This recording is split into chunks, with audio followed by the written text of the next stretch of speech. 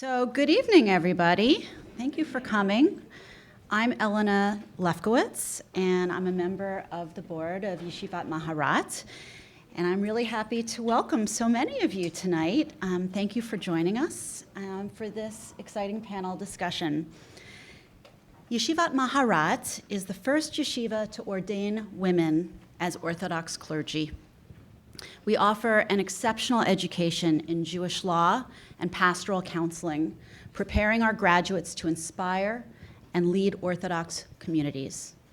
By providing a credentialed pathway for women to serve as spiritual and halachic guides, we increase the community's ability to attract the best and brightest into the ranks of its leadership. In addition, by expanding the leadership to include women, we seek to enliven the community at large with a wider array of voices, thoughts, and perspectives. We have graduated 14 women since our founding in 2009. We currently have, and we currently have 28 students. 5 of them will be graduating this June. We're pleased to have several board members here in attendance, including Zelda Stern, who I have not seen yet. Zelda, are you here? Leah Krakenowski, my co-chair for this event, Sasha Fox, and board chair, Ariel Groveman-Weiner. Also in attendance are many of our students and faculty, and I encourage you after the panel discussion to seek them out and meet them. They're wonderful, and get to know a little bit more about Yeshivat Maharat. We'd like to thank Immerse New York City and Immerse NYC and Pardes Institute for co-sponsoring tonight's event.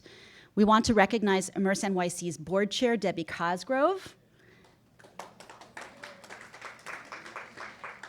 and board member Sally Kaplan, who are here representing the organization tonight. Immerse NYC is a community mikvah project that focuses on reimagining, reinterpreting, and reclaiming the ancient ritual of mikvah immersion for our time. Pardes Institute of Jewish Studies is a co-ed, non-denominational Beit Midrash based in Jerusalem that has programs worldwide, in which students encounter and grapple with classic texts and traditions of Judaism while exploring their relevance to today's most pressing issues. Several of Yeshivat Maharat's students have studied at Pardes, and we're really proud that our graduate, Rabba Yaffa Epstein, who is on our panel tonight, is the Director of Education for Pardes North America. We also welcome Jamie Bornstein, the Senior Director of Pardes North America, and team member Shira Sachs.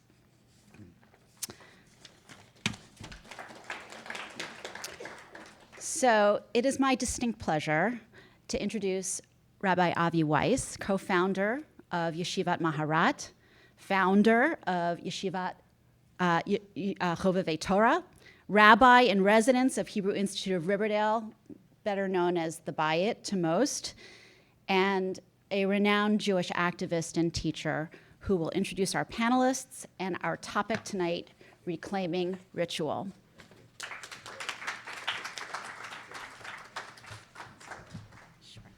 Thank you very, very much.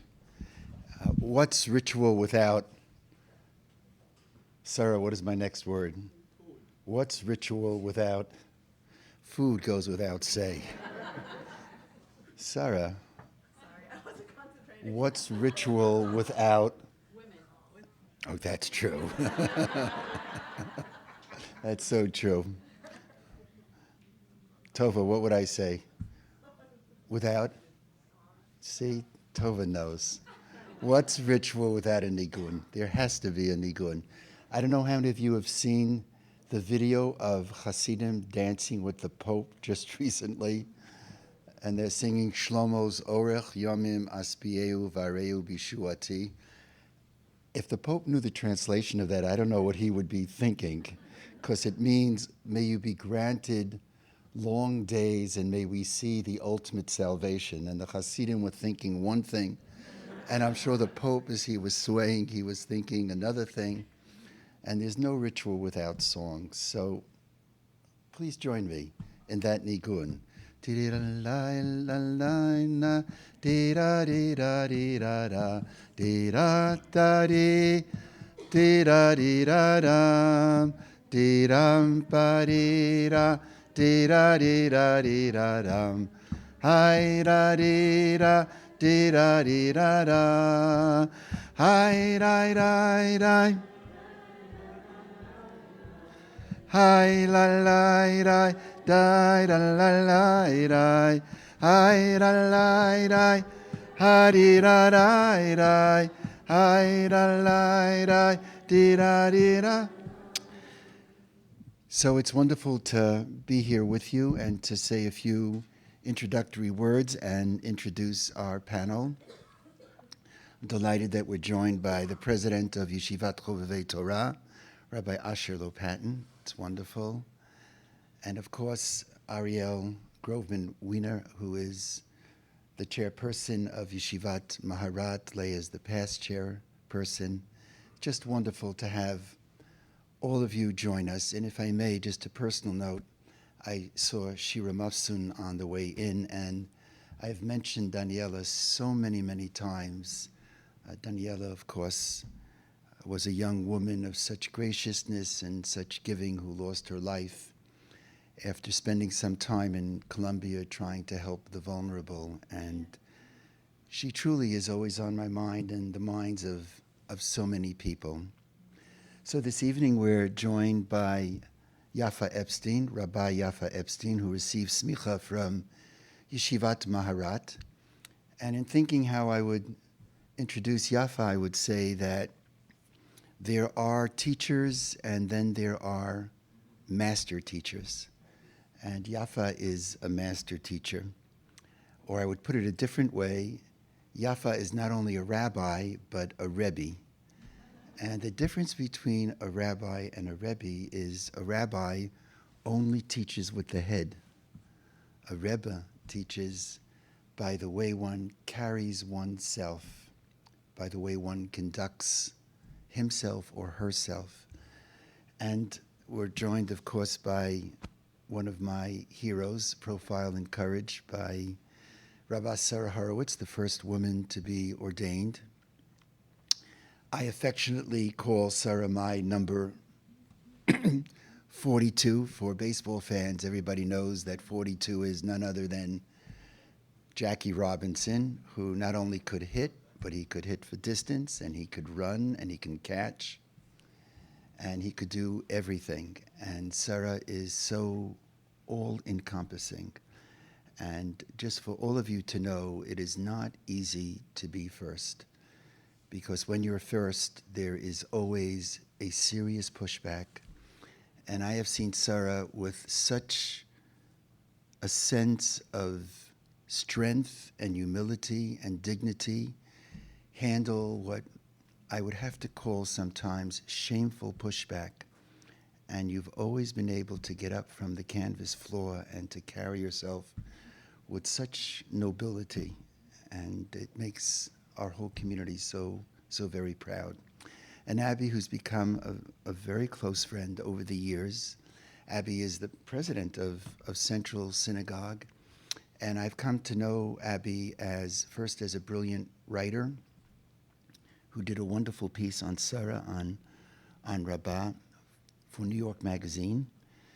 And I've studied Abby's writings, and I want to say something to you about your writing as one who struggles to write.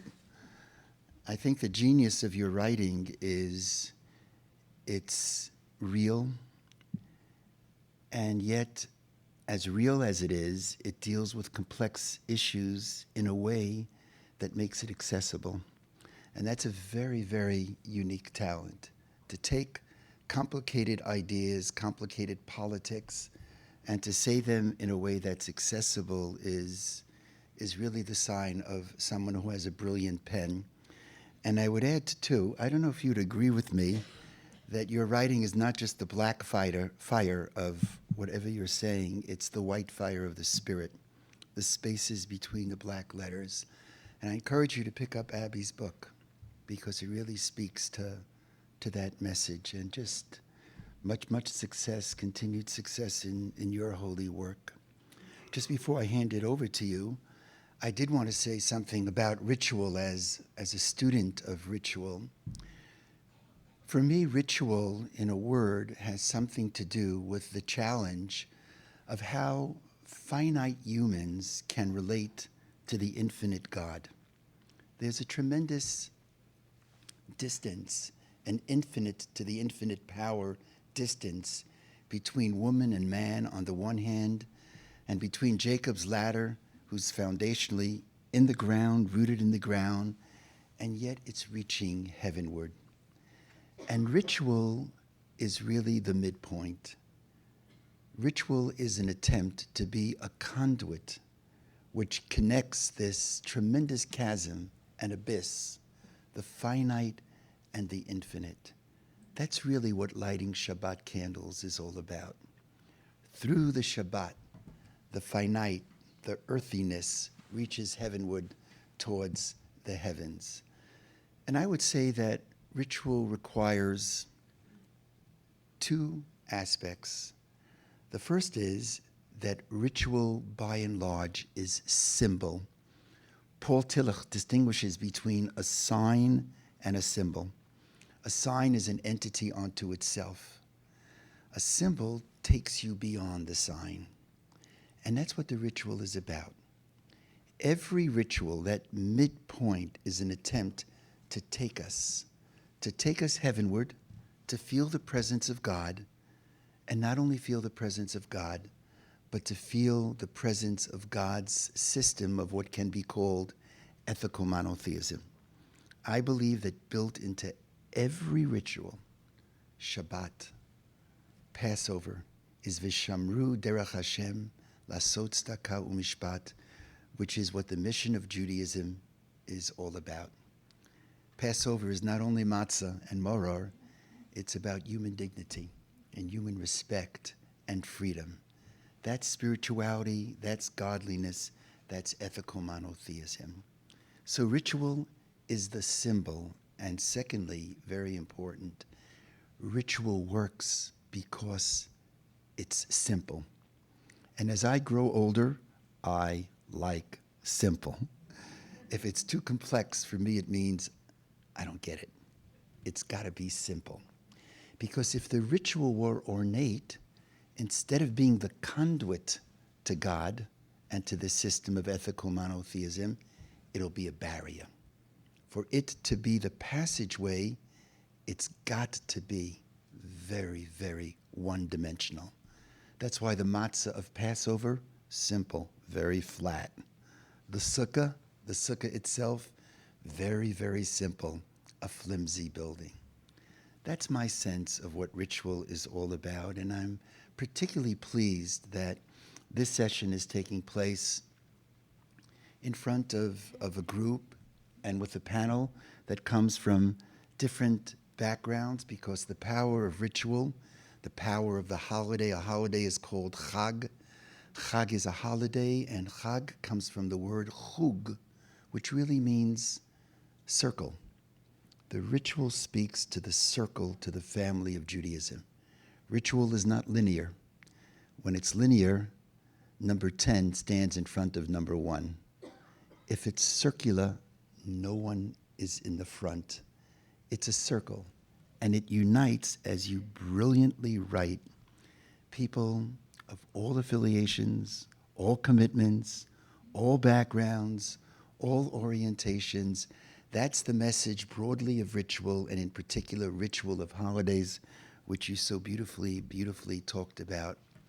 And I offer a tefillah, I offer a prayer as I segue to you, Abby, that the holidays is really the circle of life.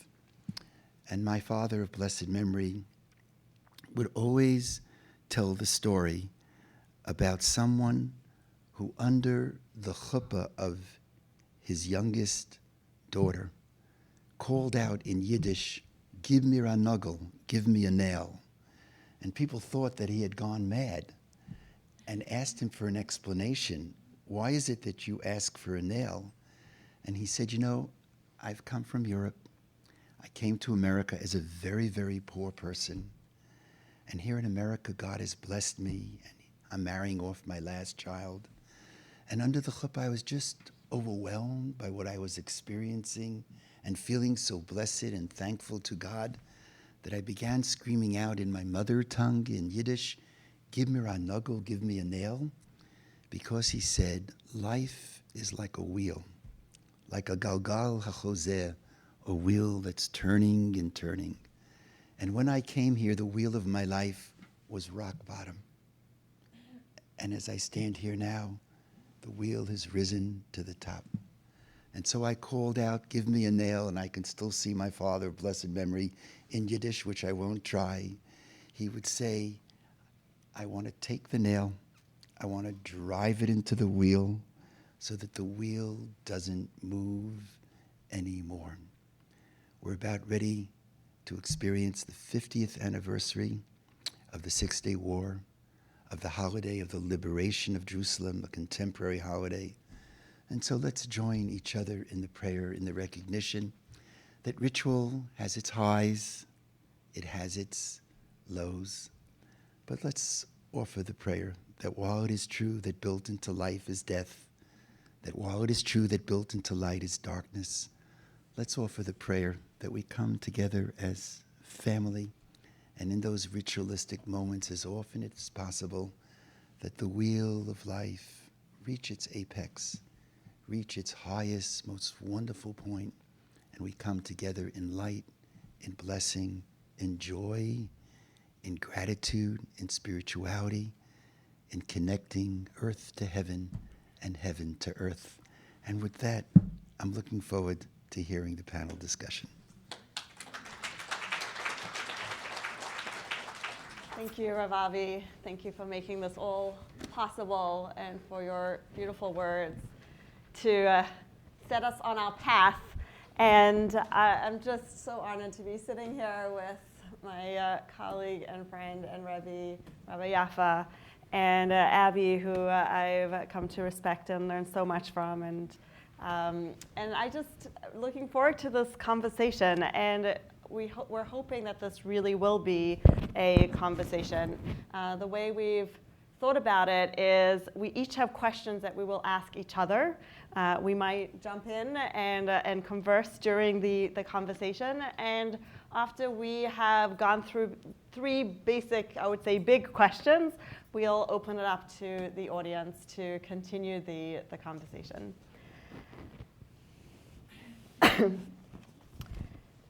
I was born and raised in South Africa, and for those who come from outside of America might know that most religious experiences tend to happen in the context of Orthodox synagogues.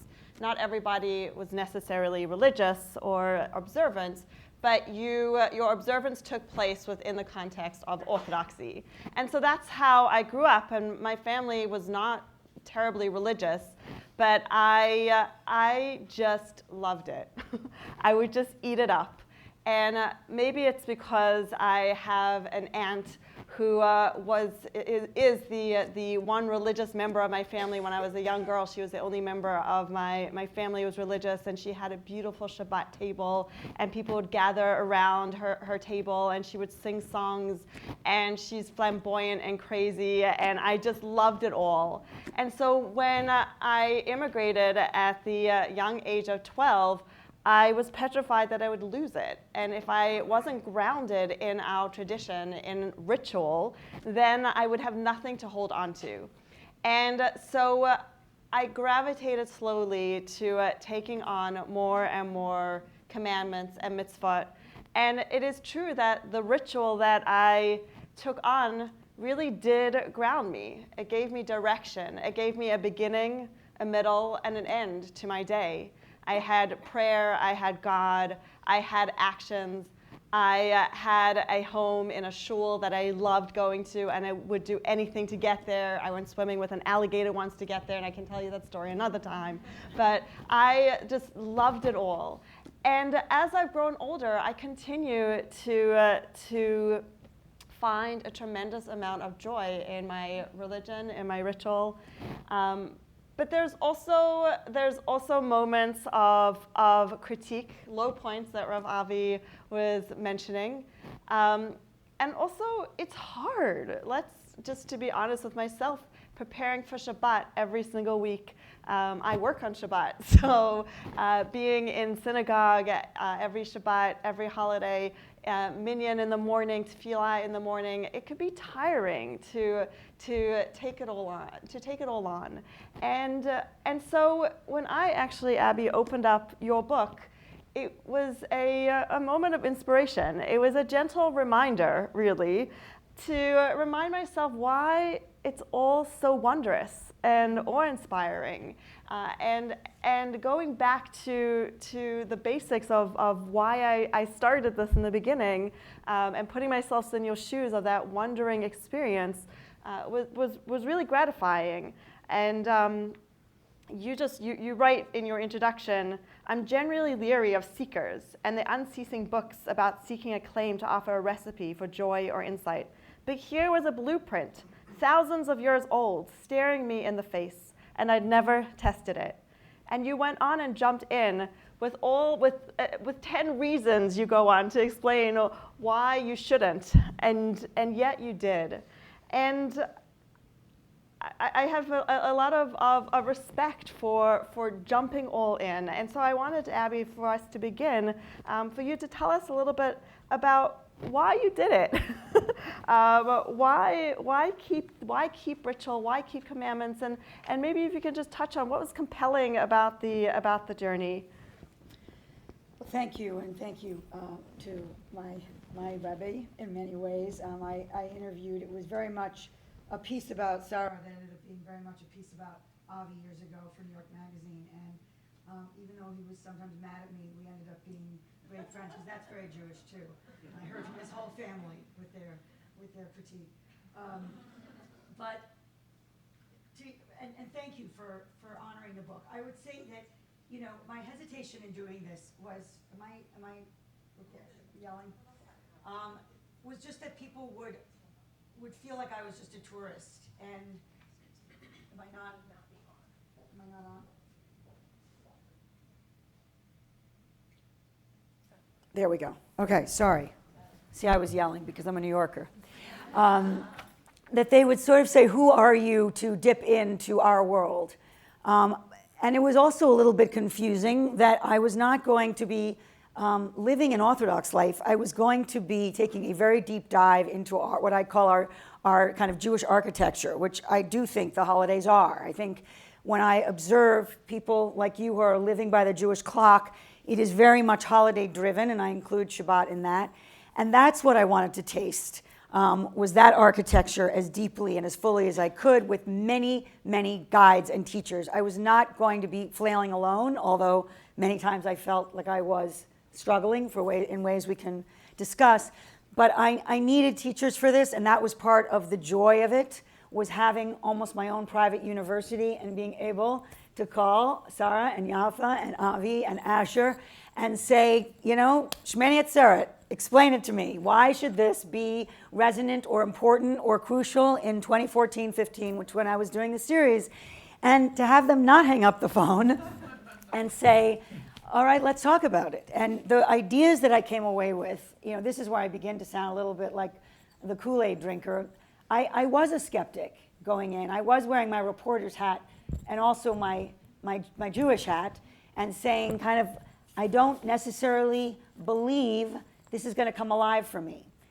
I don't necessarily think 6 fasts, 4 of them for a temple that I do not relate to, is somehow going to be resonant and important for me in this moment. And I would say all of it. It was like, one of those books that suddenly is in color, one of those animated films that comes to life. And that's not just that I was, I would say, persuaded by every teaching or instruction or perspective, but just the mining of meaning for all of these things is what made me realize, so this is what it is. This is what it is to go deep and not sort of settle for, I would say, mundanity, however we pronounce it. It was a totally unmundane year It was probably one of the most alive years that I've ever spent, and it has stayed with me because of it. And so whether or not, and people want to know what I've stuck with or not, I feel it's almost less relevant than how much it changed me. And that's something I think you all live with that I had never experienced before. And the last thing I would say about observance versus non-observance, I do sometimes feel, I didn't want this to be a pediatric Judaism. I didn't want someone who does know it all to not have anything that makes them open a new window. This had to be on a fairly sophisticated level, so my research had to be, I felt, very rigorous, but I also wanted the rookie not to feel like too intimidated to dip a toe too, to say, you can do what I did, you maybe won't have access to all of these amazing folks, but they are actually more accessible online, in books, in drashas, in articles than you think. That university is much more accessible than I think a lot of Jews realize. And I did want people to maybe have their appetites whetted to try it too. Thank you. So now I turn to you, Yaf, and Rabba Yaffa. Why bother? Why stay in? It's interesting to go. Oh. Please make sure your microphone's on. Sorry. Yeah, sorry. I'm sure you're not going to want me to have this microphone on in just a second, I promise you. But you heard that laugh? Because you all know me, right? Exactly. Okay. But it's interesting because, first of all, I just want to say how honored I am to be here with my Rebbes and teachers. Every single person who has spoken so far is my teacher. And I'm going to talk a little bit in the next question about exactly when Abby became my teacher, and I'm going to quote you. But it's interesting because part of my work for Pardes is to be traveling and on the road a lot and having the ability and the honor to teach. And I get that question a lot. Why stay in? It seems to me there are challenges, and to me it always feels like I don't really understand the question. Like it's sort of like asking why be part of your family. Like I don't. This is my family. This is my reality. Judaism is my reality, and so. It's something that's like completely essential to my nature and my life. And when I think about ritual, it connects a lot to what has been said so far. But I think about it sort of as not in a linear way, in a circular way, but sort of both upwards and sideways. That ritual is something that can connect me both to the divine and to my community in this very deep way. The question is, how do I make sure that as I am practicing my ritual, it doesn't become stale or old? Because when you're doing it the first or 7th or 25th time, it's great. But the 26th time, sometimes it's like, well, how do I really fill this with meaning? And that's I think, the great question of the book and the great question that faces all of us. How do we ensure that ritual continues to be something that is inspired and inspiring as we and with all of the challenges and the circles, how do we make sure that we're keeping it alive? Can I just ask the two of you, because one of the things I would hear from my cohort, which is obviously different from yours, is that the redundancy is an impediment. We're doing this again. Why are we doing this again? Why are we reciting this again? Sometimes the page turning without stopping. How do you say to that person, you're either missing something, or the redundancy, which is what I sort of discovered, is in many ways the point. Mm-hmm. Sorry. I look at it like brushing your teeth, right? Nobody thinks about brushing your teeth necessarily as a ritual, but I must brush my teeth every morning and every night. And if I don't, I just don't feel right. I don't feel good. And actually, I also brush my teeth before Shabbat. And that's actually become part of my Shabbat ritual. And so what my point is that is actually very repetitive. It's always the same. I do it the same every time. But somehow I need it to ground myself. And as I said before, to give me a beginning and an end and a middle to what I'm doing. Just to push back on that, because many people brushing your teeth isn't a great advertisement. It's not necessarily the most enjoyable thing they do. So you're saying that in a way it anchors you, it makes you feel kind of right with the world. But what's the argument for doing things again, which I know you have, that is beyond just the sort of that anchoring routine, but is the sparkle and the surprise even in the doing it again? I mean, that's the challenge. Look, I'm not going to lie that every time I wake up in the morning and open up my siddur, or every time I make hamotzi on Shabbat, or whatever the ritual is, that it's going to be deep and meaningful. And I always have Ramba, Maimonides, in my mind, which is you just do it anyway, because you do it for that moment where suddenly you'll have a moment of light that will come and will give you that feeling of inspiration. But that doesn't mean that like Begadol, in the whole scope of it, I don't love it. And maybe it does feel that if it does feel repetitive, but I need the repetition. In other words, like you said brushing teeth isn't a good model because you don't really like it. So for me, I need it in order to feel human, in order to be my full self. And that's why it's an apt metaphor for me, because even though it might not sparkle every moment, and it might not be flashy every moment, it makes me whole. I would just add two things. One is we were actually talking about this, but the idea of actually ritual affords me the opportunity to be conscious and to prepare. So if Shabbat is coming, if I don't want it to just be another pajama Shabbat, because I don't work on Shabbat. So I don't want it to just be another sort of, okay, we ordered in and it was just like a couple of friends. I want it to be something special. Then it asks me to prepare, to think, well, what is this Shabbat going to look like? Even if I do the same rituals, and even if I go to the same synagogue, and even if I have the same friends over, there's something about knowing that I have something coming up that asks me to consciously get involved to make sure that it's different this week. To make sure, I can't always do it, right? That's true, but there's an opportunity. Every single time I have a ritual, I have an opportunity. And I want to say, in terms of the monotony, it's interesting because for me, that automatically went to Pesach. Like, for some reason, like, particularly outside of Israel, where there are two seders, which for me is sort of a new phenomenon. I just moved to America a couple of years ago, so it's a new thing. But it always feels like so strange. Like, what? We just did this yet? Really? And there's something in my family. We always there's this moment in the second, even the first Seder, because most of us live in Israel now, but in the second Seder and the first Seder, where we're like, where were we last year? Where were we 2 years ago? Where were we 5 years ago? Remember that time when, oh my gosh, remember that time when there was the Seder? And so it's an interesting thing. Even if I'm doing the same ritual, there's a way in which these times, these special moments are marked off and are unique, because something's always going to be somewhat different. And so I see it as sort of an opportunity to create that space to allow for those magical moments to happen. Mm-hmm. But I also think that's our challenge here. That's one of the core questions that we're trying to figure out together is okay, we have this ritual. How do we be conscious about it? Like Yaffa was saying, how do we opt in the deepest way and allow it to carry us?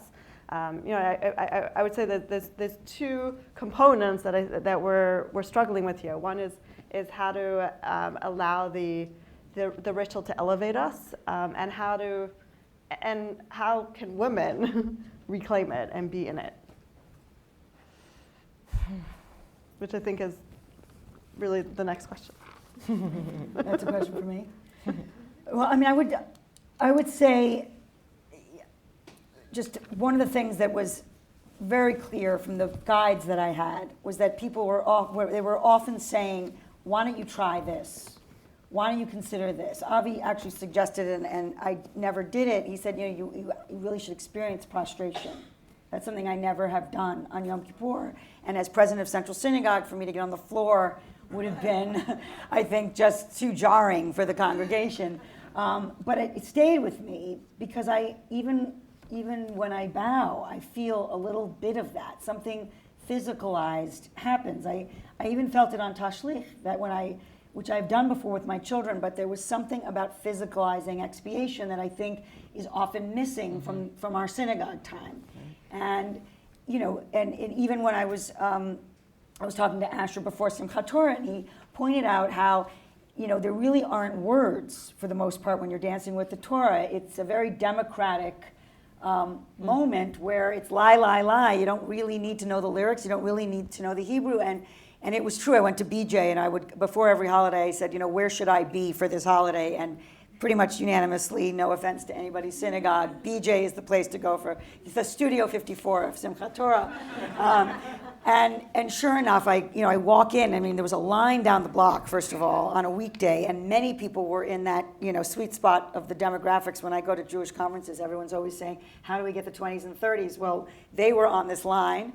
And so we walk in, and it is everyone. I mean, it's, you know, it's Elliot Cosgrove is there, and, you know, there's people from the Orthodox shul, and there's the people from the Reform shul, my shul, and, you know, just regular folks in jeans, dancing like, you know, sweaty, crazy people with this incredible book. And, you know, as David Kalb said, YCT grad, is he a grad? Or is he related? Sort of, honorary grad. That it's the greatest book, it's the greatest book club in the world. And it was right in front of me, you know, this party for this text and this book that is often, mostly, in my experience, like a Fabergé egg behind this, you know, careful curtains and you know, only touched with the yad, and it's just very precious. It was suddenly being passed almost, you know, just vigorously and exuberantly. And I remembered that Asher sort of gave me permission to be that unfettered, because I'm actually not like someone who's going to jump and dance with the Torah so easily. And I felt that someone had given me almost permission to be at this table, to be in this party. And I think sometimes that is missing, without judging anybody in particular, that there isn't as much honesty about what the barriers people are feeling. And I don't necessarily think that's just the Reform Jew speaking. Part of it is that you're the outsider because you don't have the language, or the outsider because you don't have, you know, the liturgy under your, you know, under your finger. It's not there brushing their teeth the way you have. It's not on automatic. And so they kind of feel like, oh, you know, it's too late for me. And I felt in this experience that it really is, that cliche is true. It's so never too late. But you do need the right people to open those doors for you. And frankly, by the way, if you have the wrong teacher, you've lost somebody. And you've lost somebody very fast. And I think people aren't as honest about that. If I go and I sort of take a weekday night when I had kids at home, and I go to a bad seminar, you know, because I suddenly became a wandering Jew, I'm not coming back here. It's like a restaurant. You don't try again. Right. And maybe that's unfair, but I think it's where the people do need to bring their A game every time for that person who's sitting out there. Or if it's fine if you don't, but know what you're losing. So that doesn't get to the women issue yet. No, but one of the, you're making me think that we have a lot to learn from the BJ crowd, right? Orthodox traditional synagogues are not excellent at creating interesting, touch points for people to enter into ritual if they don't know it, if they haven't necessarily grown up with it. You know, there's a lot of mumbling and muttering sometimes. And one of my favorite things to do was to run our learning service, which I had done in the past. And I used to run our learning service on Rosh Hashanah and Yom Kippur. And somebody had the idea of, at Ne'ilah, having the Aron open, and every person stepping in and having a moment in front of the Aron, just a personal moment with God. And we really wanted to do it in the main shul, but there's just too many people in the main shul, and there's a service to get through, and it's, you know, you're fighting the clock because you have to finish, and the main service is also beautiful. It has its own rigor to it. But I was also so pleased that I was able to introduce something new and interesting to our current ritual that I think did enhance the moment, which I think as Orthodox mainstream shuls who try to fit in a box, we have to be more thoughtful. We have to push ourselves really to create those opportunities in mainstream shuls. You know, I want to go back to something that Abby, you're saying. I think it's actually very interesting when we think about Judaism today and learning. That concept that it's like a restaurant. If you have one bad meal, then it's sort of like, oh, you've lost people. And I think it's a very fascinating idea to think about sort of Torah as something to be consumed, or like in a consumer culture, what that means. And certainly at Pardes we think about that a lot. And I think what's interesting is, and this is something I learned from you. I want to share something actually that Abby. This is when I fell in love with Abby Pogrebin, and when she became my Rebbe. But this is when Abby Pogrebin became my Rebbe. She gave a keynote address at the Hill Global Assembly in December of 2014, when you were in in the midst of her year of discovery. And it's unpublished, and she sent it to me, and I use it on every single source sheet, basically. And it's incredibly powerful. I want to just share it with you because it's my Torah that I really hold on to so strongly. Listen to this, my friends. Take it from someone who remembers too well what it felt like to feel dumb. It's uncomfortable. You feel not only lost, but defeated. What's the point of starting when I'll never catch up? But you can show them, and she's talking to Hillel professionals to tell to their students, you can show them that dipping a toe leads to fast expertise. And I have seen so many people get transformed by understanding. Once you learn the Akedah, the binding of Isaac, you see it everywhere. Read the David story, you never forget what he did to Uriah. When you're literate, you're in the game, and when you're in the game, you can add your 2 cents, and when you can add your 2 cents, you're in the conversation, and suddenly you realize the conversation has been going on for generations, and you're moved. When you're moved, you keep coming back. Not the greatest thing ever read. Thank you.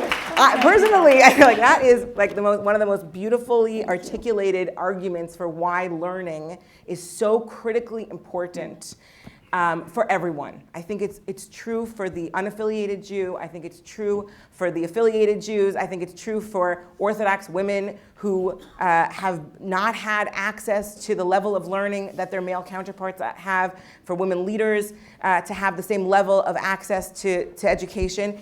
And I think what's really key, though, about what Abby says here is it's uncomfortable.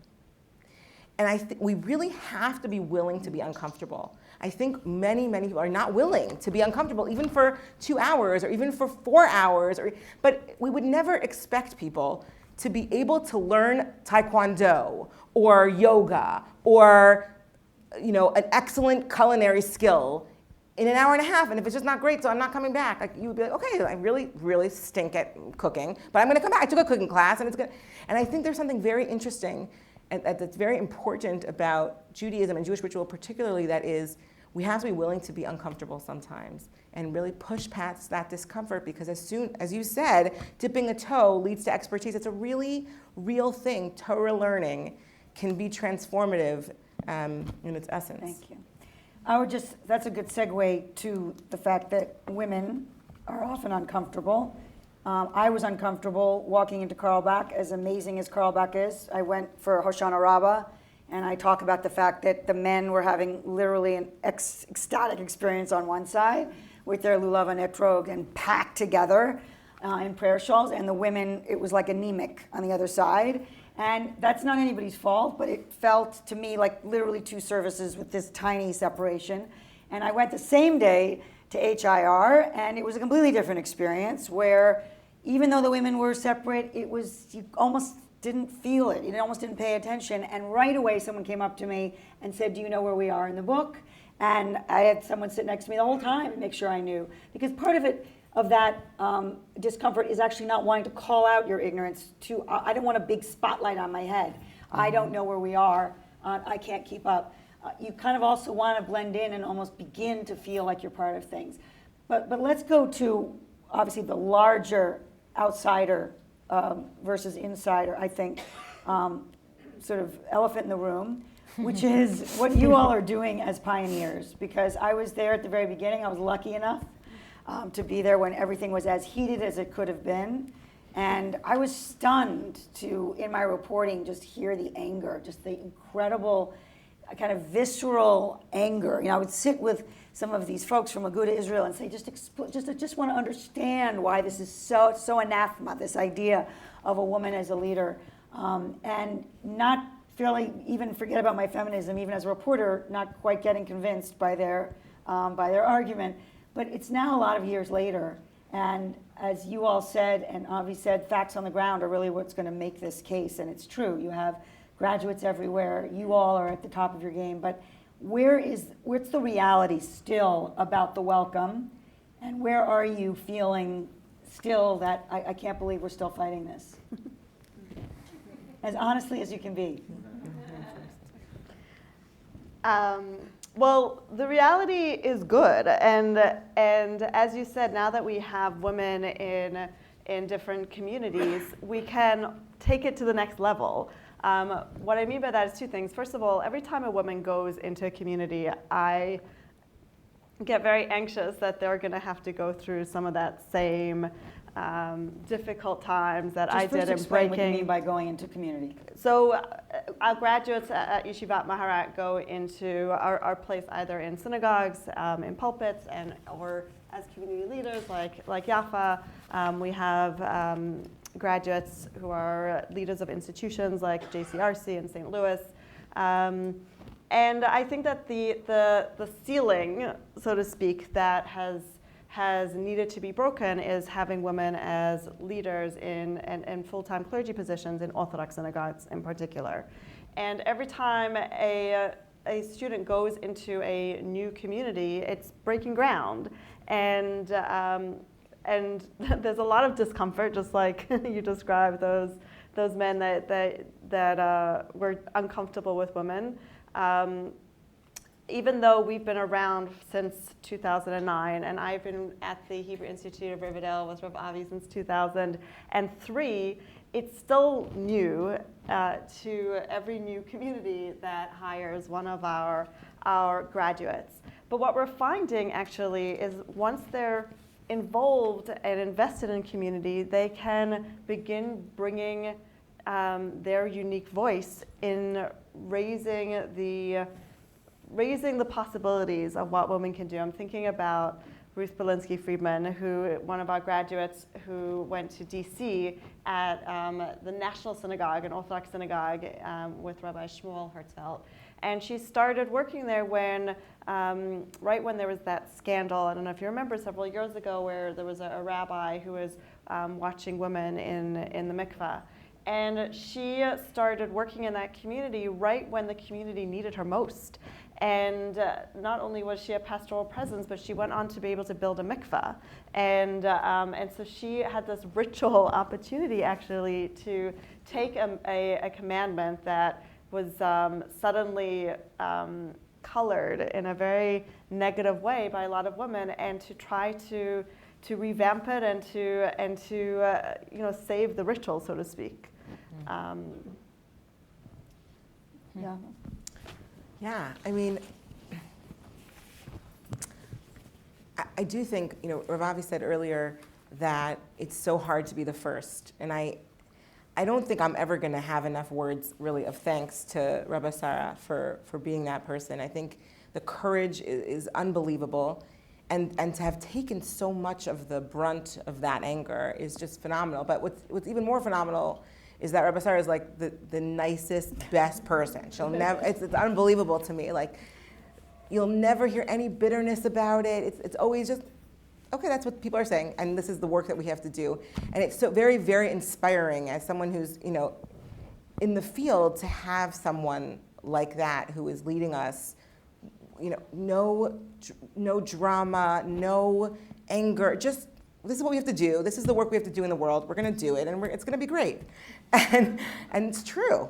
It's like amazing. It's actually happened, and it's it's miraculous, and we're very grateful. So, so when I went out into the field, I think I'm very lucky because I had already been working at Pardes for a number of years, and so for me it was a different experience, I think, in that it was my title and my smicha was celebrated in a very beautiful way, and I was lucky that that most people I encountered were very supportive. But what I think is interesting is what I found the most phenomenal was the 12-year-old, 14-year-old, 16-year-old girls who I would meet, who were just so excited that I existed, you know. And I remember being those that 12-year-old and that 15-year-old. Actually, when Rav came to Vancouver, which is where I grew up, and being so excited about it. But it's so incredible to have women who we can look to. So that is very precious and beautiful. And of course, there are those who push back and think that we're moving too fast and it's too hard and it's too quick and that we're somehow, you know, through. I mean, you all heard Rabba Sara talk about her incredible devotion to Torah. Like, it seems always so surprising. Like, how can that be something that is negative? I can't really figure it out. But there are those voices, and I think that we're lucky to have role models of women who are pushing forward and doing the work despite them, I would say. But do they ever, I know we have to get to questions, but do they ever rattle you personally? Do you ever feel the people who don't quite see you as belonging in this arena? Education, fine, but leadership, not so much. Does it ever actually make you doubt yourself? Never. Never. Nothing, no. Absolutely, of course. Every day. She's from South Africa. It's a different thing. Even just now, when Rav just said, Yaffa received smicha, I was like, I did? What? Like, what? Absolutely. I think that, for me anyway, the imposter syndrome is extremely strong. I actually did a JDove talk about this, about what it means to feel like an imposter every day. Yes, I definitely think it's challenging. And I also think that it's heartening. It's very heartening to be blessed to be able to help be a part of this change. But so this is really, to answer your question, how I think about it. I think that the question of women in leadership is much like opting into ritual as well. So what I mean by that is when I was in college, I would always go to a friend. I would go to a friend's house in Brooklyn for Sukkot. And the sukkah was built in such a way that half of the sukkah was built where there was an overhang over the sukkah, and the other half was open and kosher. So in other words, half the sukkah was kosher and the other half was not. And we would all, and actually this was a pretty feminist family, and we would all go into the sukkah, and the host would say, women on this side and men on that side. The women had to sit in the non-kosher part of the sukkah. And I got it. I understood that I did not have a chiyuv. I didn't have an obligation necessarily to sit in a kosher sukkah, because that's, halacha, Jewish law says that women are not obligated. They don't have the same obligation. And yet it made me so sad and mad. And I think at that moment you could have, I had a choice. And I think this is this kind of mentality that's sort of driven my journey as well, which is that the choice is either to opt out, right? To say, forget it. I want nothing to do with religious leadership. I want nothing to do with the Orthodox community. I want nothing to do with ritual. There's no place for me in it. There's no, it's misogynist, and there's no place. And actually, there's a survey done recently done by Nishma, where they said that women, that Orthodox people are leaving Orthodoxy by droves, and 37% leave because of the feminist issue, because they can't find a place within Orthodox Judaism for themselves. And so, number one, the first reaction is opting out, or even complacency. Maybe not opting out, but just saying, you know what, I'm gonna put my energy and effort into growing as in my non-Jewish life. I'm going to get as the highest I can be in my company wherever I'm going, but I'm going to compartmentalize and create a sense of dissonance and be okay with that dissonance when it comes to religion. So complacency. The second, I think, reaction is is to accept the chiyuv. It's the second C, complacency, chiyuv. So chiyuv means find a sense of obligation within it. In other words, what I mean by that is women don't have to be religious leaders, and women don't have to sit in a sukkah, and women don't have to participate in minyan or a ritual. But I think that women don't because they don't feel a sense of obligation. And if we can create as a community that sense of chiyuv, that sense of obligation, Leah spoke about this once also, and I've also been thinking about it for a long time. If we can create that sense of obligation, then I think more of us will show up. And actually, as a community, we've done this already. A shofar, for example, is another mitzvah where women don't actually have to opt in. They're not obligated to listen to the shofar. And yet, as a community, we've decided somehow that shofar is a mitzvah that is necessary for men and women to participate in. And so I think that we, as a community, have to figure out how to create that sense of chiyuv across the board. And then the third C is chidush. And that's what we're talking a little about before is rather than being complacent, and even when finding a sense of chiyuv and obligation within it, make it new and make it relevant, make it exciting. And sometimes the current model might not work, and so it might mean hopping off to BJ at one point, or maybe it means creating women's tefillah or a different kind of partnership tefillah to find that sense of chidush and newness, and making from Shabbat to Shabbat more exciting. To find a new way, a new path to feel like you're in it. And I think that story with how it relates to ritual is also similar to my personal journey as well of choosing to opt in, being conscious about it, and finding a chidush, a new way to go about it rather than just waiting for it to happen. I think this is a good time for questions. I hope you all have some for any or all of us. Yes. I heard you speak at the Upper West Side Barnes & Noble with the Stars of David book, and I could tell then you were definitely a seeker, seeking something in your Judaism. And then I actually recently had twin girls, so I just started reading one of the series. Thank you. So my question for you is, what started you on this path of seeking more, and what does Robin think, and what's next? So Robin is my twin sister. I have an identical twin sister, and my second book was about twins, which has nothing to do with the Jews, except that I did interview Rabbi David Wolpe about Jews in the Bible, and there's very interesting lessons there. Siblings are complicated, but twins especially.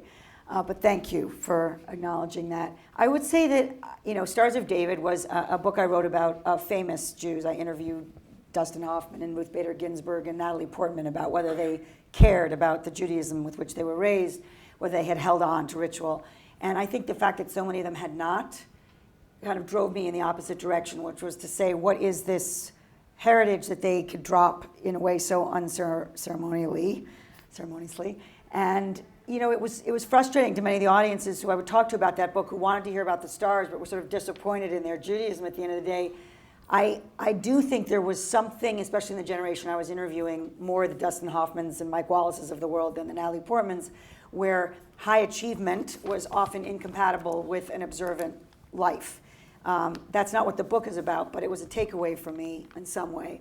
But what it drove me to was to study, because I thought I needed to be more prepared for all of these interviews, and it turned out I needed to be Jewishly. I thought they would have just more grounding than it turned out most of them did.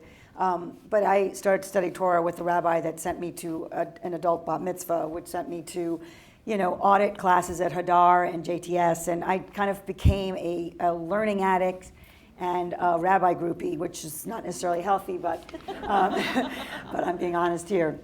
And what was missing, I would say, even once I joined Central Synagogue and really fell in love with it, was a sense of, again, I'm missing the signposts. There's something that I see over there that they know that I'm missing. And I fell in love with Yaffa at a Limud, my first Limud New York, which is, okay, yay Limud, okay.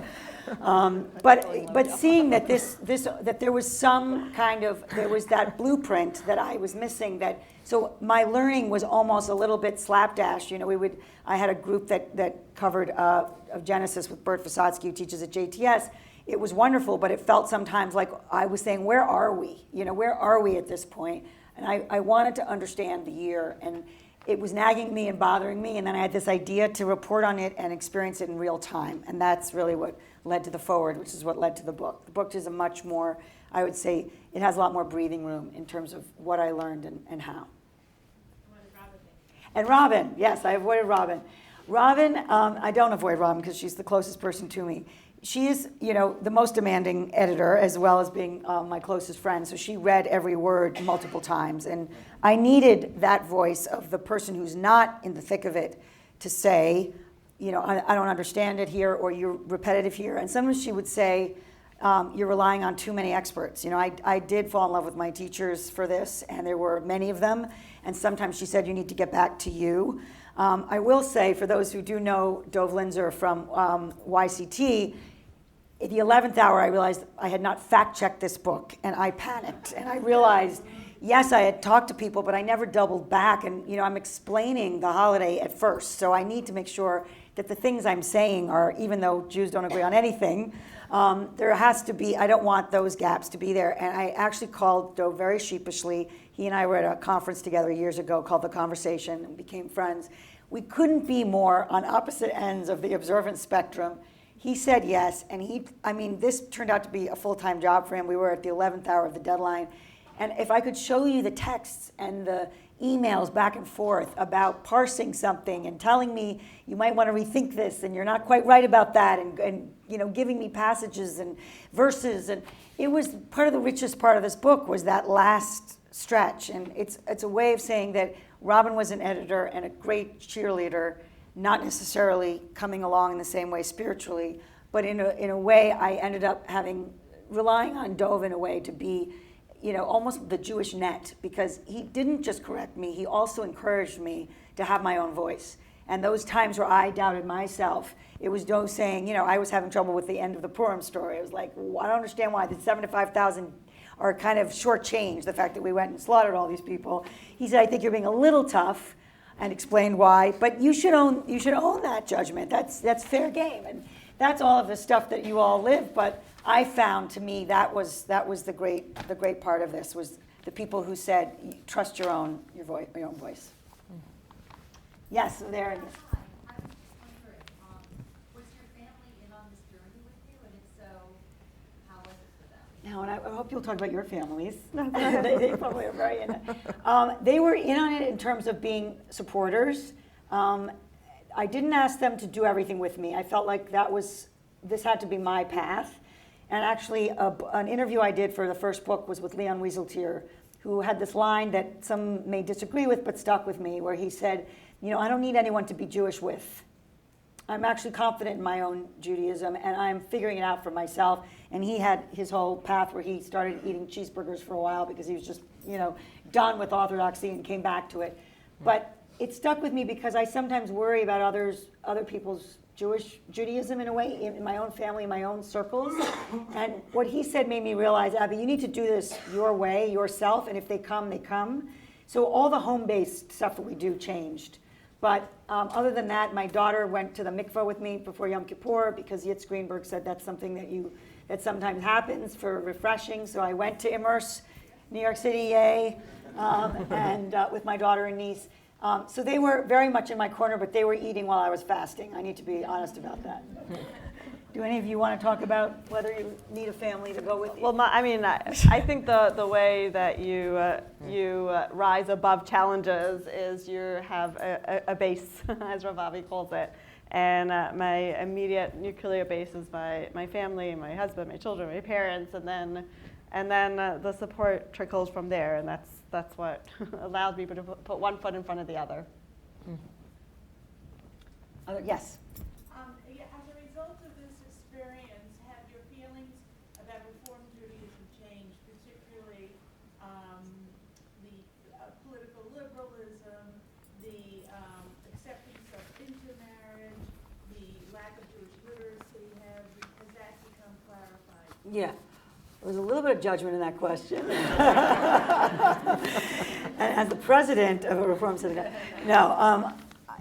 Here's what I feel. I actually, I feel that there is a lot of facile misjudgments about all of the denominations, and that was, without being Pollyanna-ish, the joy of this was that I was learning from everybody, and if I could sit down with somebody from every perspective of Judaism about one holiday, they would all have something incredible to teach me and to open up that ritual or that chag. And I felt like that is something I honestly wish more people could experience, because the silos that we're in, to me, are not only wearisome, I think they're so self-defeating. We are a tiny people, and we have these incredible, intractable divisions, and they boggle my mind. I did during this year, I moderated a conversation on Hanukkah. For goodness sake, you wouldn't think Hanukkah was controversial, although I learned about some of the controversy. And I had Sarah on the panel, and I had Bert Visotsky on the panel, and David Ingber from Romamu, and Jill Hammer, and Bruce Feiler. Oh, Bruce Feiler. And Bruce Feiler, who walked in the Bible. And I asked if Chabad would sit there and go to Israel. And not only did they say no, but the reason was so chilling to me, which was, we do not want to dignify any other rabbi who is, basically purporting to speak for Judaism. I mean, it was really that course. So it's a long way of saying I am very resistant about labeling each other and judging each other. That said, I do sometimes feel that Reform Jews, and conservative, frankly, and even some who are all in between, are missing some of the richness, because it's more that they've decided that their Judaism is baked and done, and they do what they do. I don't necessarily think it's dumbed down. Judaism, go to Central Synagogue, there's a lot of Hebrew. It's not that it's that simple, but I do sometimes think that's missing. Is just let me go deeper to the learning. And at some point for another panel, we can go into the fact that during this year, Azulay in Israel said that Reform Jews are not real Jews. He is a religious minister, and I struggled with that idea, that with all of this that I'm feeling and discovering, the chief rabbinate is basically not counting me as a Jew. That's extremely painful.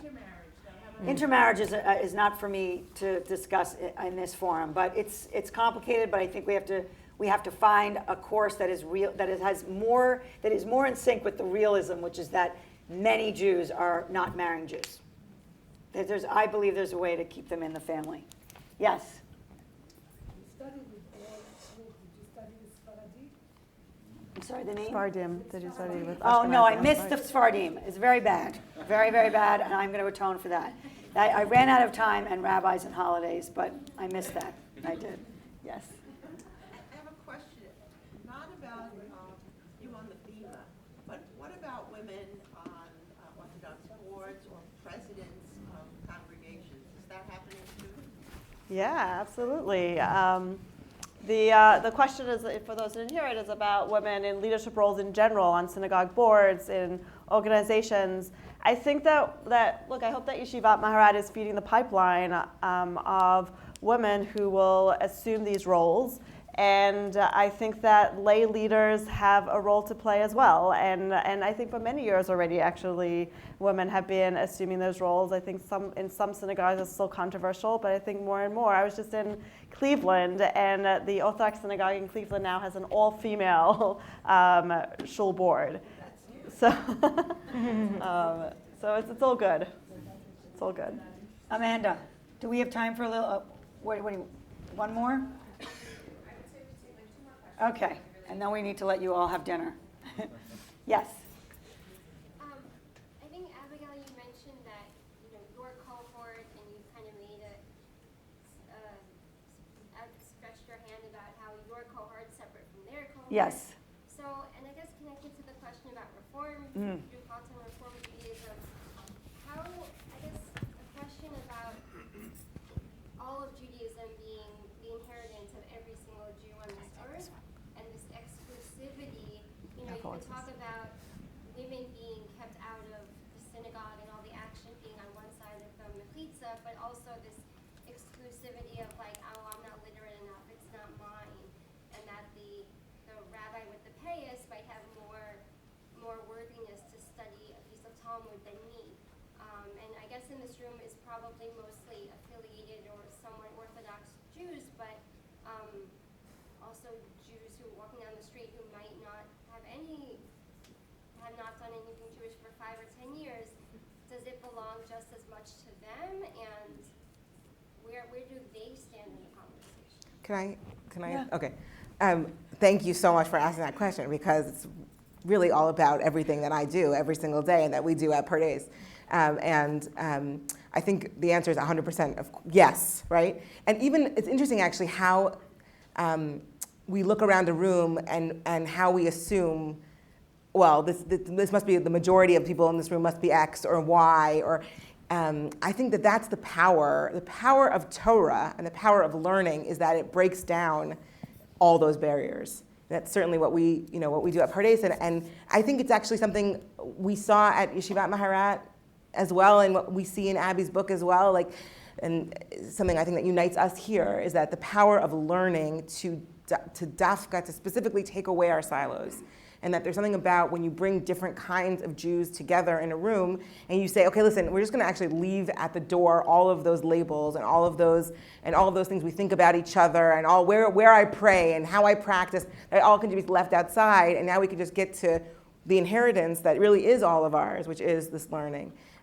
But I do think that it's very important to say that you have to have a willingness to walk in the room, and you have to feel very welcome when you walk in. And that's why I think it's so incredibly beautiful and amazing that we allow more voices to be in our leadership, right? We need more voices in leadership of the Jewish people of all kinds, but the more voices we allow to lead and to say, I'm here, which means you can be here with me, and all Jews are really welcome and invited in. So, it seems almost like a catch-22, like, how can I require literacy in order to feel part, right? It's like, doesn't that make me feel outside? But I think, Abby's words echo for me, like, come on in and recognize it's gonna feel uncomfortable for a little bit, and then you're gonna feel completely empowered, and you're gonna. I would just add to that I don't think this is about just feeling welcome. I do think that there is elbow grease required on my part, because what they know is extraordinary, and they have done that work, and I have tremendous respect for it, and that's why I say them and me. I'm very aware of what they know and I don't, and there is a humility in that, and there's a great respect in that, and yes, sometimes there's intimidation in that, but if they're willing to teach me, I want to be asking those questions, but I do think it is demanding. I don't think we can whitewash the fact that you can't just walk in and get it. Even Michael Paley, who's a scholar in residence at UJA, said to me after I sort of was disappointed after my Yom Kippur, I had prepared and I'd done Elul and all of this, and it's sort of like the heavens didn't open for me. And he said, you're missing so much, Abby. You're actually just missing a lot. And he wasn't saying it in a condescending way. He was talking about the connectors, the Hebrew, the fact that this phrase echoes that. And that is frustrating for a student to think, I can't get this. But I also respect it. And so that's why I'm saying it's a little more complicated, but they're saying, come in, and I want to be at their table, but I'm never gonna master what they've mastered. Yes, final question. I was wondering what you took from the year that you're going to continue to do going forward. I think what I've taken more than anything is the curiosity is bottomless, and the excitement of discovery is very real. Like that to me, in our tradition, is what I had never tasted or really understood before this. And that sounds almost like a kind of a fuzzy takeaway, but for me it's very clear that it's probably the most alive thing that I've ever done, both personally and also as a journalist, is this kind of expedition. And that stays with me. In terms of the holidays, I'm a little more private about what I do or don't do. I would say that a lot has changed, and more than any one of the Hagim is honestly just the charge, which I felt like was in one holiday after another, very unexpectedly, of not how are you feeling, Abby? Like, are you in some spiritual moment here? But what are you doing for someone else who is in trouble today? That came through, whether it was crazy costumes on Purim, whether it was, Yom Kippur, Hanukkah even. It wasn't just about my family, my joy, my spirituality, but the person who is in trouble or suffering or struggling, and the Jewish mandate to help that person and see your role in alleviating that suffering, even in this tiniest way. And that doesn't mean that every day I wake up and do that, but I am conscious of that because of this exploration in a way I never expected. That's the biggest lesson. You may. One last thing. Take us home. That's why I see Rabbi Jeff Fox here. Raise your hand. Who is the Rosh Yeshiva. But I think I just wanted to reach out to everybody here in the audience and to make you aware of that which you already may be aware of, and that is precisely because of Rabba Sara and Rabba Yaffa, and there are many students here from Yeshivat Maharat, Ariel, precisely because of the success that Yeshivat Maharat has had, there is now a very real pushback against Yeshivat Maharat. And it's not only coming from the more right-wing orthodoxy. It's not only coming from Aguda and from the Haredi world, but it's now coming from the Orthodox community. And I didn't want to leave this room without sharing that with you. It's something you're going to read about. Maharat is, thank God, very, very healthy, and it's a sign of the vibrancy of what we're doing that there is this pushback. But I did want, again, to reach out to everyone here and say that if you have an interest in helping Yeshivat Maharat, and I don't only mean financially, that's not what this is about, you should be in touch with Amanda, with Rabba Sara at Yeshivat Maharat, because we need a tremendous amount of support. Change, leadership is change, and change always invites resistance. And as the base grows, the resistance can even become greater. And it's precisely now that I think we're at a real watershed moment. And so once again, if there's anyone who would like to, on an individual level, really immerse themselves in this dream, because this is a dream, be in touch with the yeshiva and become involved. Thank you. And now I want to turn it over to Sasha. Hi, I'm Sasha Fox. I'm a Yeshivat Maharat board member. Thank you so much to Abigail and Rabba Sara and Rabba Yaffa, and of course to Rabbi Avi Weiss for their thought-provoking words. Thank you for our co-sponsors, Pardes and Immerse NYC, and mostly thank you all for coming tonight and opening up your hearts and your minds and listening to these inspiring women. I hope you've enjoyed the evening as much as I have. We have copies of Abigail's book for sale in the back by the door, and Abigail will be signing the books at the table. I'd also like to invite all of you to the Yeshivat Maharat Smicha ceremony on Sunday, June 18th at 11 a.m. at Congregation Kehilat Jeshurun. It's really such a moving event. It's so inspiring. You should really come and witness what happens at this graduation ceremony. We will be ordaining our 5 newest graduates. And so on behalf of the entire board of Yeshivat Maharat, we wish you a good night. Thank you again. Thank you. Thanks.